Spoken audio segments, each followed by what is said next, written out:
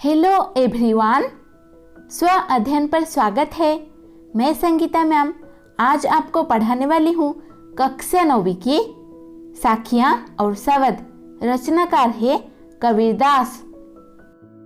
मान सरोवर सुभर जल, हंसा केली कराही, मुक्ता फल मुक्ता चुगे, अब उड़ी अनंत न जाही। अर्थात इस पंक्ति में कबीरदास जी ने व्यक्तियों की तुलना हंसों से करते हुए कहा है कि जिस तरह हंस मानसरोवर में खेलते हैं और मोती चुगते हैं, वे उसे छोड़कर कहीं नहीं जाना चाहते, ठीक उसी तरह मनुष्य भी जीवन के मायाजाल में बंध जाता है और इससे ही सच्चाई समझने लगता है। मायाजाल को छोड़कर कहीं जाना नहीं चाहता। प्रेमी ढूंढते मैं फिरो, प्रेमी मिले न कोई, प्रेमी को प्रेमी मिले, सब विष अमृत होई। अर्थात यहाँ पर कबीरदास जी कहते हैं कि प्रेमी यानी ईश्वर को ढूंढना बहुत ही मुश्किल है। वे उसे ढूंढते फिर रहे हैं परंतु वह उन्हें मिल नहीं रहा है। प्रेमी रूपी ईश्वर मिल जाने पर उनका सारा विष यानी कष्ट अमृत यानी सुख में बदल जाएगा। हस्ती चढ़िए ज्ञान के सहज दुलीचा डारी, स्वान रूप संसार है, भूकन दे झकमारी। अर्थात यहाँ पर कबीरदास कहना चाहते हैं कि व्यक्ति को ज्ञान रूपी हाथी की सवारी करनी चाहिए और सहज साधना रूपी गलीचा बिछाना चाहिए।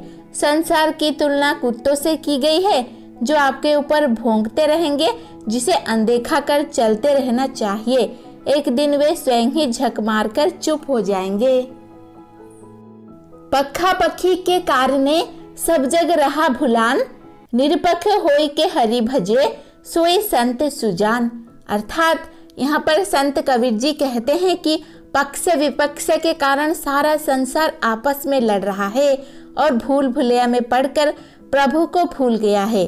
जो व्यक्ति इन सब झंझटों में पड़े बिना निष्पक्ष होकर प्रभु भजन में लगा है, वही सही अर्थों में मनुष्य है। हिंदू मुआ राम कही, मुसलमान खुदाई, कहे कबीर सो जीवता, दूहों के निकट न जाई। अर्थ कबीर जी कहते हैं कि हिंदू राम राम का भजन और मुसलमान खुदा खुदा कहते मर जाते हैं, उन्हें कुछ हासिल नहीं होता।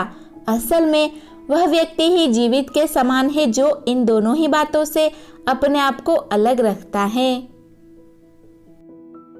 काबा फिरी काशी भैया, राम ही भैया रहीम, मोट चुन मैदा भैया बैठी कबीरा जीम।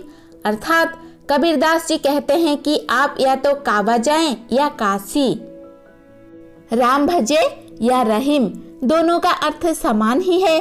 जिस प्रकार गेहूं को पीसने से वह आटा बन जाता है तथा बारीक पीसने से मैदा, परंतु दोनों ही खाने के प्रयोग में ही लाए जाते हैं, इसीलिए दोनों ही अर्थों में आप प्रभु के ही दर्शन करेंगे। ऊंचे कुल का जन्मिया, जे करनी उच्च न होई, सुबरन कल से सूरा भरा, साधु निंदा सोई। इन पंक्तियों में कबीरदास जी कहते हैं कि केवल उच्च कुल में जन्म लेने से कुछ नहीं हो जाता, उसके कर्म ज्यादा मायने रखते हैं। अगर वह व्यक्ति बुरे कार्य करता है तो उसका कुल अनदेखा कर दिया जाता है। ठीक उसी प्रकार जिस तरह सोने के कलश में रखी शराब ही कहलाती है। शब्द। मौके कहाँ ढूंढे रे बंदे में तो तेरे पास में, ना में देवल ना में मस्जिद, ना कावे कैलाश में, ना तो कोने क्रिया कर्म में, ना ही योग वैराग में, खोजी होए तो तुरंत मिली हो, पल भर की तलाश में, कहे कबीर सुनो भाई साधो, सब श्वासों की श्वास में। इन पंक्तियों में कबीरदास जी ने बताया है कि मनुष्य ईश्वर में यानी ईश्वर की तलाश में चहुओर भटकता रहता है। कभी वह मंदिर जाता है तो कभी मस्जिद, कभी काबा भ्रमण तो कभी कैलाश।